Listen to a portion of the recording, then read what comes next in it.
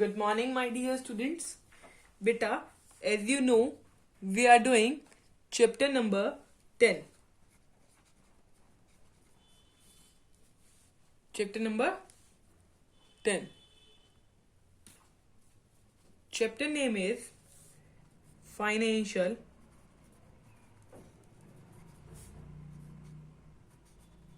Market. Chapter number 10. Chapter name is Financial Market. Today is 11 date, first month 2021. Monday.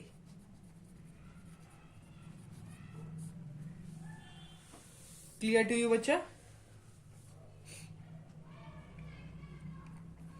Beta, as you know, in our previous video, I have told you about capital market,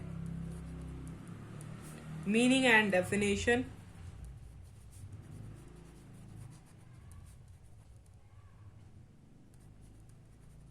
and nature or features of capital market.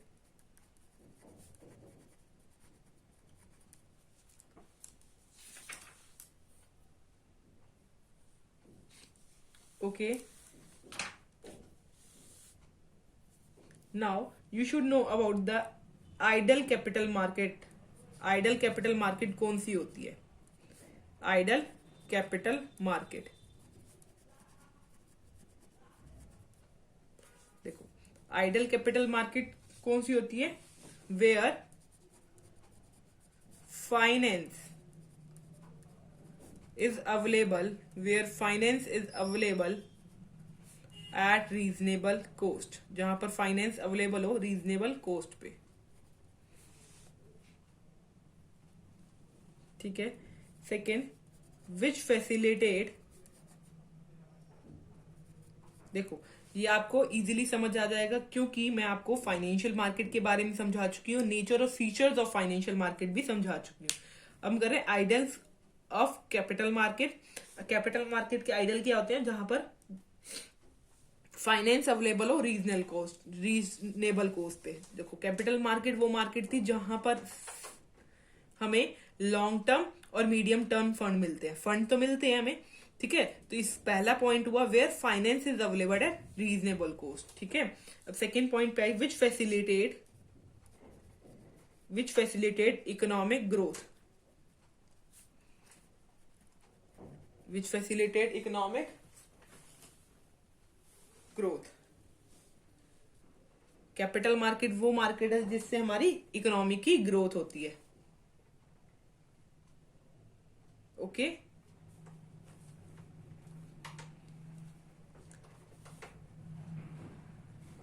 Clear point. Third point, where market operations are free. जहां पर market के operation free हैं, fair है, competitive and transparent.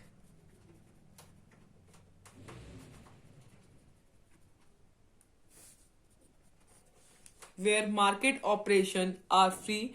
यहां पर market के सारे operation free है, फेयर है, and competitive and transparent.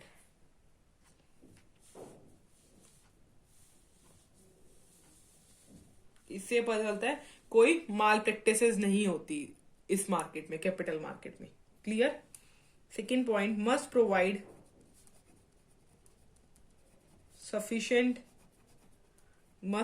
sufficient information to investor. Investor are the person who invest money. ठीक है. जो इन्वेस्ट करते हैं मनी इन देयर इंस्ट्रूमेंट्स, जैसे शेयर परचेज करने में, बॉन्ड परचेज करने में, डिबेंचर परचेज करने में, तो उनको इंफॉर्मेशन इजीली मिल जाती है. ठीक है. Must allocate capital productivity. Must allocate capital productivity.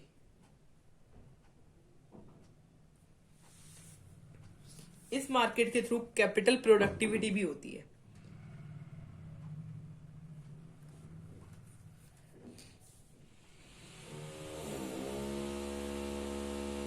Clear बच्चा?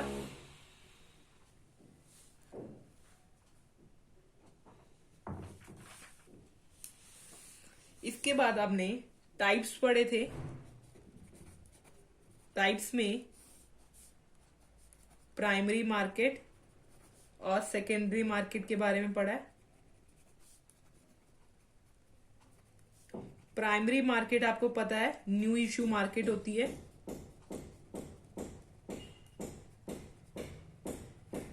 Primary market is a new issue market, जहां पर सिक्योरिटीज फर्स्ट टाइम सोल्ड होती है मार्केट में। ठीक है, इस प्राइमरी मार्केट के जो मेथड्स हैं वो आज हम पढ़ने वाले हैं। ठीक है, प्राइमरी मार्केट के कुछ पॉइंट्स याद कर लीजिए। देखो पॉइंट्स याद करो। देखो प्राइमरी मार्केट का पहला पॉइंट जो है ये न्यू इश्यू मार्केट होती है। प्राइमरी मार्केट कौन सी मार्केट है? न्यू इश्यू मार्केट है। और इसमें सिक्योरिटीज जो होती हैं वो डायरेक्टली इश्यूड होती है बाय द कंपनी। कंपनी जो होती है वो डायरेक्टली इशू करती है सिक्योरिटीज। थर्ड पॉइंट पे आइए, ये कैपिटल फॉर्मेशन करती है। अब कैपिटल फॉर्मेशन कई बच्चों को नहीं पता होता। देखो कैपिटल फॉर्मेशन का मतलब क्या होता है? कैपिटल फॉर्मेशन का मतलब ये होती है कंपनी ने क्या करा, कंपनी डायरेक्टली इन्वेस्टर के पास गई। इन्वेस्टर कौन है? जो पर्सन इन्वेस्ट करना चाहते हैं। ठीक है, उन इन्वेस्टर ने क्या करा, कंपनी को पैसे दे दिए और कंपनी ने उनको क्या दिया? शेयर्स दे दिए, डिबेंचर दे दिए। ठीक है, इन्वेस्टर ने क्या करा? पैसा इन्वेस्ट किस में करा? शेयर्स में करा। ठीक है, क्लियर? इन्वेस्टर ने पैसा इन्वेस्ट करा शेयर्स में। ठीक है, क्लियर? शेयर्स अब आ गए किसके पास? इन्वेस्टर के पास। और अब पैसा किसके पास चला गया? कंपनी के पास चला गया। कंपनी के पास पैसा गया, कंपनी ने उस पैसे का क्या करा? कंपनी ने उस पैसे से बिल्डिंग खरीद ली या प्लांट एंड मशीनरी खरीद ली। और कंपनी ने प्लांट एंड मशीनरी खरीदी या बिल्डिंग खरीदी, इससे क्या हुआ? कैपिटल फॉर्म हुई, कैपिटल फॉर्मेशन हुई। इससे क्या हुई? कैपिटल फॉर्मेशन हुई। ठीक है, अभी हमने पढ़ा था पीछे इस पॉइंट को भी कि मस्ट अलोकेट कैपिटल प्रोडक्टिविटी। इससे कैपिटल प्रोडक्टिविटी, देखो मशीनरी खरीदी तो मशीनरी से क्या होगी? मशीन से प्रोडक्शन करेंगे तो प्रोडक्टिविटी ही तो हुई। कैपिटल फॉर्मेशन कहते हैं इसको। ठीक है, अब देखिए मेथड्स पढ़ेंगे इस बार। अब आज का टॉपिक हमारा इंपॉर्टेंट टॉपिक है methods of flotation. Methods of flotation of securities. Flotation of securities. Clear बच्चा? Now let's start first method. देखो इसमें ना 5 मेथड होते हैं, हम फर्स्ट मेथड पढ़ रहे हैं। फर्स्ट मेथड है public issue through prospectus. Public issue through prospectus. देखो अब हमें पता है कि हमें क्या करने हैं, अपनी सिक्योरिटीज इन्वेस्टर को देनी है। ठीक है, इन्वेस्टर को सिक्योरिटीज के बारे में कैसे पता चलेगा? प्रोस्पेक्टस के थ्रू पता चलेगा।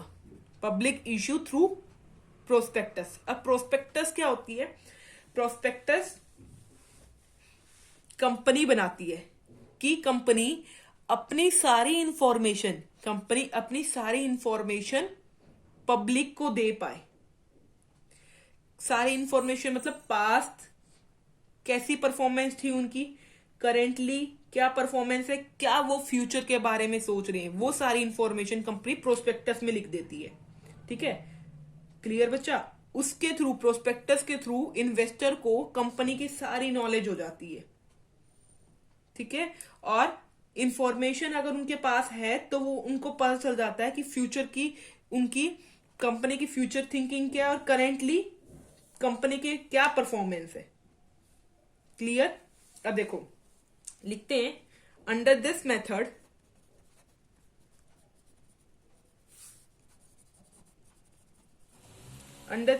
अगर देखो अगर यही क्वेश्चन आपके पास 6 मार्क्स का आया हुआ है पेपर में, अगर आया हुआ है methods of flotation of securities in primary market. तो आप सीधा मेथड से शुरू कर दोगे? नहीं, आप लिखोगे पहले प्राइमरी मार्केट के बारे में थोड़ा सा लिखना, उसके बाद मेथड्स के फ्लो चार्ट बनाना और फिर 5 पॉइंट्स लिखना। मतलब आप 6 मार्क्स में 6 पॉइंट्स लिख के आओ पेपर में, ठीक है। तो public issue through prospector, under this method company क्या करती है? इशू करती है प्रोस्पेक्टस। क्यों इशू करती है prospectus? To inform and attract the general public. General public को अट्रैक्ट करने के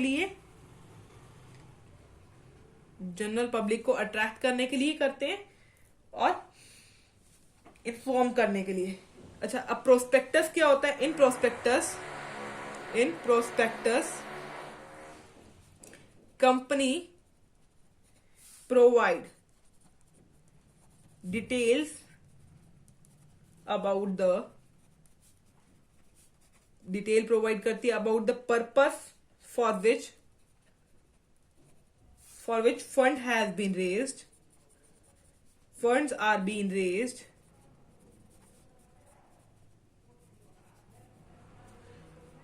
past financial performance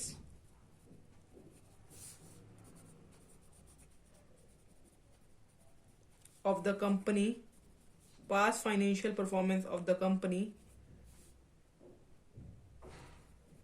background and future prospect of company. ये पब्लिक को किसके थ्रू पता चलता है? प्रोस्पेक्टस के थ्रू पता चलता है। क्लियर हुआ बच्चा? ओके,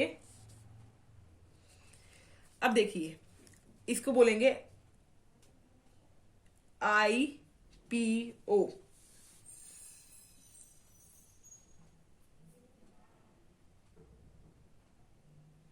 प्रोस्पेक्टस के through company large number of people को अप्रोच कर सकती है, ठीक है। तो लिखेंगे इसमें company can approach large number of person भी बोल सकते हैं, and can approach public at large. Clear? कई बार कंपनी इंटरमीडियरीज को भी अट्रैक्ट कर लेती है। देखिए इसके बाद, समटाइम्स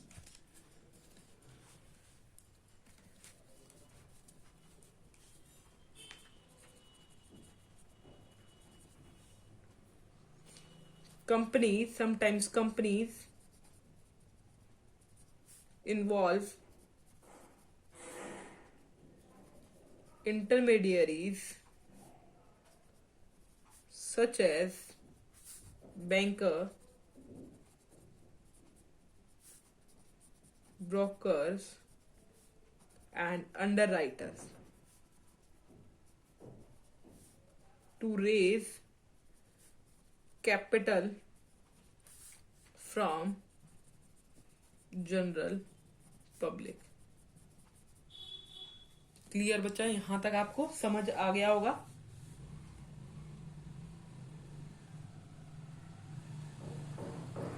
क्या समझ आया? कि प्रोस्पेक्टस के थ्रू पब्लिक को ये पता चल जाता है कि कंपनी जो है फंड क्यों रेज कर रही है, और उनके बैकग्राउंड और फ्यूचर प्रोस्पेक्ट के बारे में, कंपनी के बारे में पता चल जाता है, ठीक है। अब सेकेंड पॉइंट है ऑफर फॉर सेल।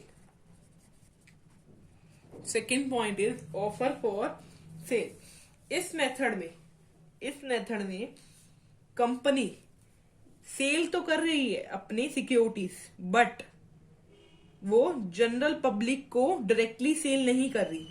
वो किसको सेल करती है? इंटरमीडियरीज को सेल करती है, जो बहुत बड़े लॉट में बाय करते हैं सिक्योरिटीज। इंटरमीडियरीज कौन से होते हैं? ब्रोकर्स, ठीक है। पहले कंपनी क्या करती है? कंपनी ने क्या करा, कंपनी ने किसको दे दिया, इंटरमीडियरीज को दे दिया। किस पे, फेस वैल्यू पे। इंटरमीडियरीज ने क्या करा, उनको जनरल पब्लिक को दिया। किस पे, हायर वैल्यू पे। ठीक है, इसको आप लिखोगे कैसे, लिखोगे इसमें ऐसे, under this method new securities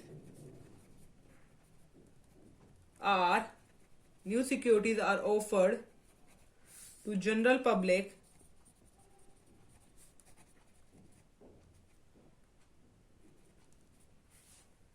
but general public को कंपनी ने दी, तो इस new securities are offer to general public, general public के पास पहुंची ना सिक्योरिटीज, बट नॉट डायरेक्टली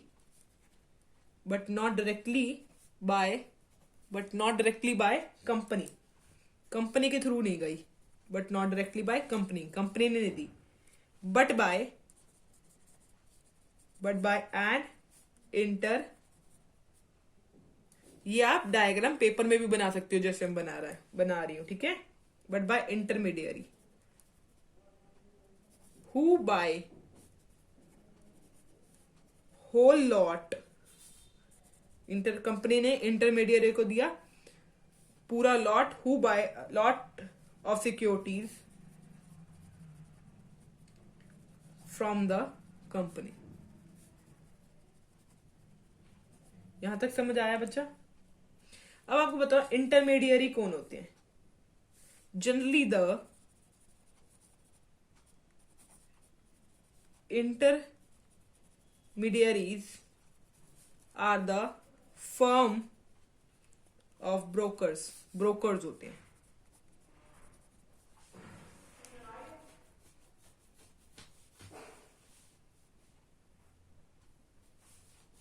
ठीक है, ब्रोकर्स ने खरीदी, क्या कहेंगे इसके बाद, देखो इसके बाद देखेंगे, ब्रोकर्स ने खरीदी फेस वैल्यू पे, और ब्रोकर ने इंटरमीडियरी ने किनको दी, जनरल पब्लिक को दी, हायर वैल्यू पे दी।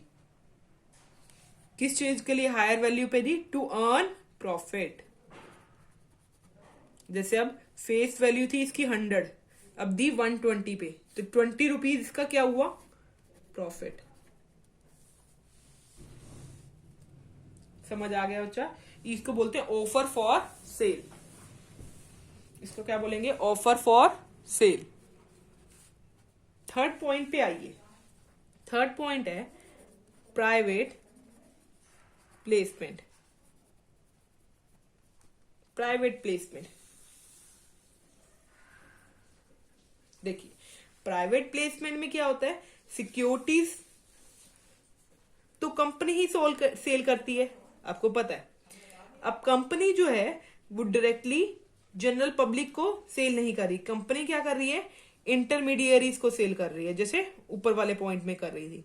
कंपनी ने क्या करा, सेल करी अपनी सिक्योरिटीज इंटरमीडियरीज को, ठीक है। इंटरमीडियरीज को ये फिक्स प्राइस पे सेल करी। कंपनी ने इंटरमीडियरीज को सेल करी फिक्स प्राइस पे, ठीक है। तो इंटरमीडियरीज ने किसको सेल करी, जनरल पब्लिक को सेल करी थी इसमें, बट इसमें इंटरमीडियरीज ने जनरल पब्लिक को सेल नहीं करी, किसको सेल करी, सिलेक्टेड क्लाइंट्स को, जो उसके सिलेक्टेड क्लाइंट्स थे, सिलेक्टेड क्लाइंट्स को हायर प्राइस पे करी।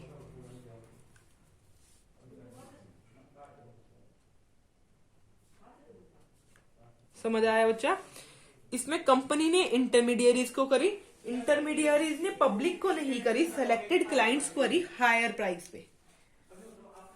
Okay,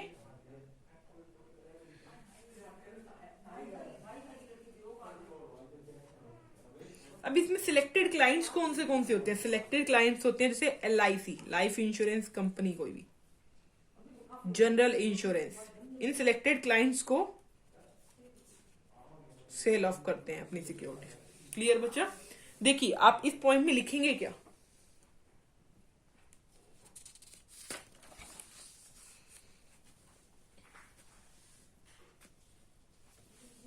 under this method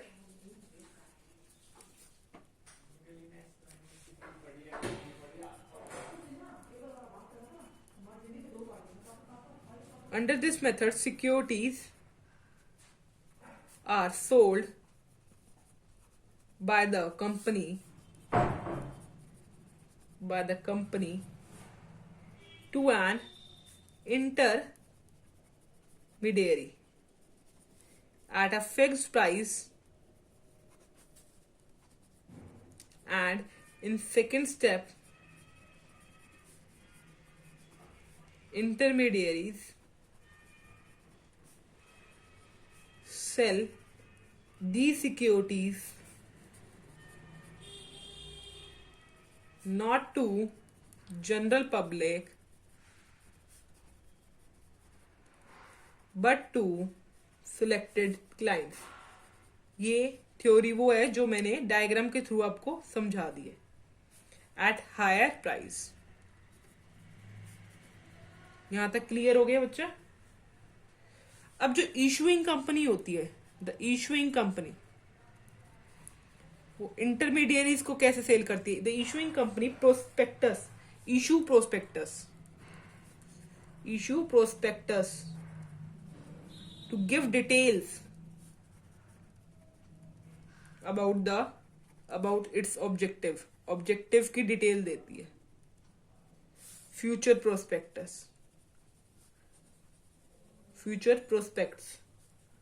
so that reputed clients prefer to buy the securities from intermediaries.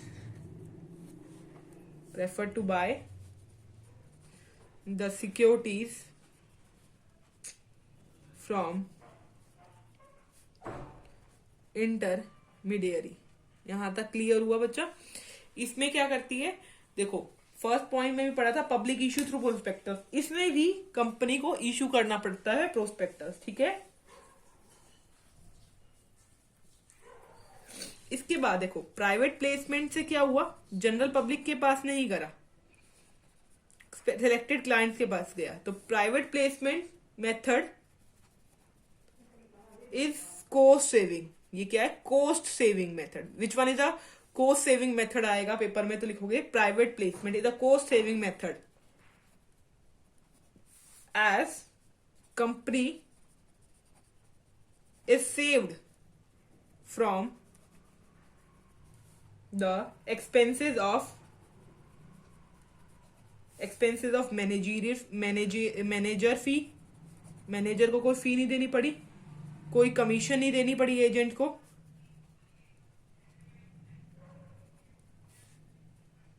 हमें अपनी कंपनी का नाम लिस्ट नहीं करवाना पड़ा स्टॉक एक्सचेंज में.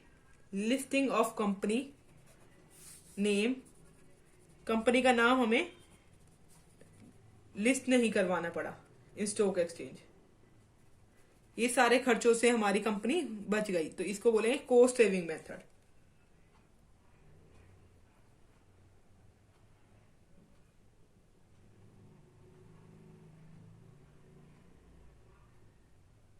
जो स्मॉल और नई कंपनी होती है वो प्रेफर करती है प्राइवेट प्लेसमेंट. ध्यान रखना, जो स्मॉल और न्यू कंपनी होती है वो क्या करती है? प्राइवेट प्लेसमेंट ही करना बेटर समझती है. क्यों? क्योंकि वो अफोर्ड नहीं कर सकती रेज करना अमाउंट फ्रॉम पब्लिक. ठीक है. फोर्थ पॉइंट है जो है राइट इशू है. राइट इशू मतलब फॉर एग्जिस्टिंग शेयर होल्डर. मतलब हम किसको देंगे अपनी सिक्योरिटीज? एग्जिस्टिंग शेयर होल्डर्स को देंगे. जो हमारे एग्जिस्टिंग शेयर होल्डर्स हैं, जो एग्जिस्टिंग शेयर होल्डर है हमारी कंपनी में. देखो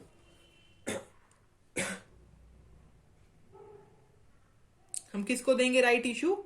एग्जिस्टिंग शेयर होल्डर्स को देंगे. ठीक है. It is called right issue.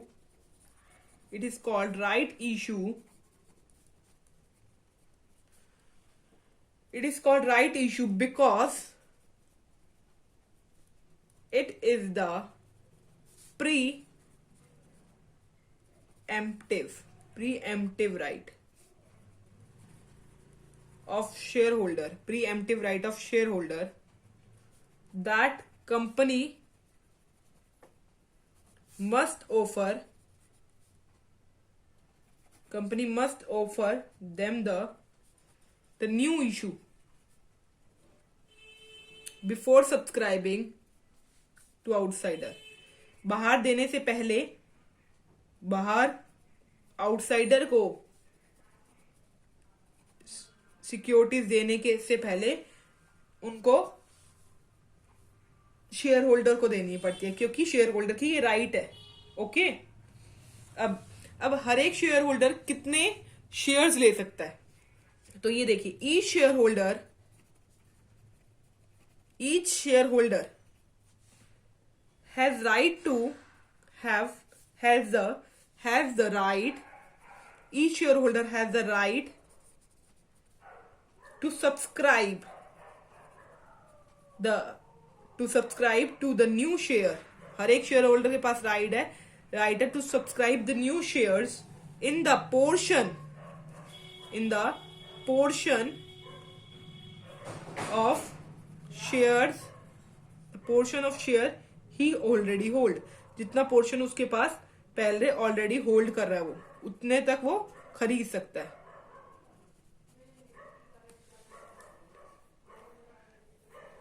अब राइट इश्यू किस कंपनी के लिए कंपल्सरी है? तो right issue is compulsory for the companies under act. Company जो अंडर एक्ट 1956 के अंडर आती है ना, उस कंपनी के लिए ये राइट इश्यू कंपल्सरी है.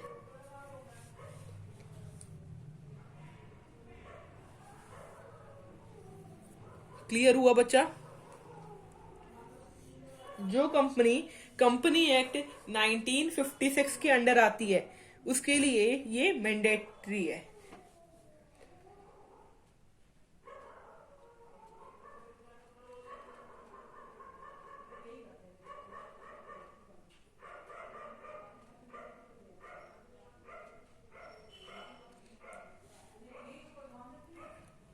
इसके बाद आपको पता होना चाहिए, जो स्टॉक एक्सचेंज है वो अलाउ नहीं करता, does not allow the existing company to go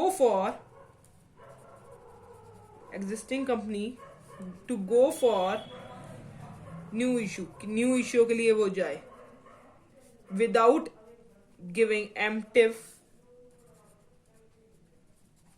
preemptive rights to existing shareholder. क्यों? Because if new issue, अगर नया इशू होगा, जो पुराने शेयर होल्डर है वो अपनी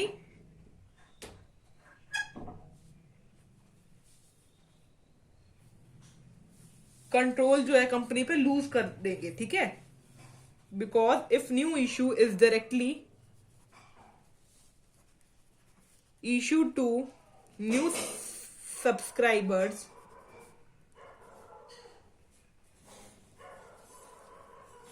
then the existing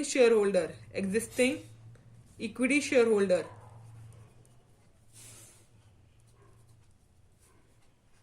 may lose their share in capital and control of company. ये हमने क्या पढ़ा है? Right issue. Fifth point and last point is EIPO. Means ई का मतलब होता है इलेक्ट्रॉनिक इनिशियल पब्लिक ऑफर. इसमें हम क्या करते हैं, एक नया मेथड है जिसमें हम इशू करते हैं अपने शेयर ऑनलाइन सिस्टम के थ्रू. ठीक है? New method, it is the new method of issuing security. ये नया मेथड है इशू करने का securities through online system. It is the new method of issuing security through online system of stock exchange. यहां तक clear हुआ बच्चा? इस मेथड में कंपनी को अपॉइंट करना पड़ता है registered broker. In this method company has to appoint registered broker for the purpose of accepting application. जो एप्लीकेशन है पब्लिक जो होगी वो ब्रोकर को देगी जो रजिस्टर्ड ब्रोकर होगा. एंड प्लेसिंग ऑर्डर, और वही प्लेस करेगी ऑर्डर. किसका? पब्लिक का. द कंपनी, जो कंपनी इशू करना चाहती है सिक्योरिटीज, वो लिस्टेड होनी चाहिए स्टॉक एक्सचेंज पे. The company issuing securities has to apply for listing of its shares या securities on any exchange other than the exchange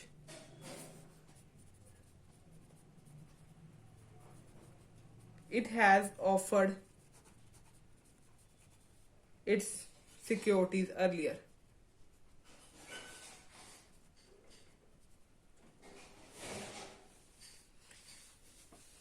EIPO, electronic initial public offer, ये नया मेथड है of issuing securities online system of stock exchange. In this company has to appoint registered broker for the purpose of accepting application and placing order. जो public है वो अपनी application किसको send करेगी? Broker को, रजिस्टर्ड ब्रोकर को. Registered broker भी वो होगा जो अपना नाम रजिस्टर्ड करवा चुका होगा. ठीक है. रजिस्टर्ड ब्रोकर जो है पब्लिक के उस बिहाफ पे प्लेस करेगा ऑर्डर. ठीक है बच्चा. और जो कंपनी ऑनलाइन इशू करना चाहती है स्टॉक एक्सचेंज, वो क्या होनी चाहिए? वो लिस्टेड होनी चाहिए स्टॉक एक्सचेंज में. ठीक है. उनका नाम, उस कंपनी का नाम रजिस्टर्ड होना चाहिए स्टॉक एक्सचेंज पे. क्लियर बच्चा? अगर आपको इस टॉपिक में कोई भी डाउट हो then you can ask from me. Thank you very much.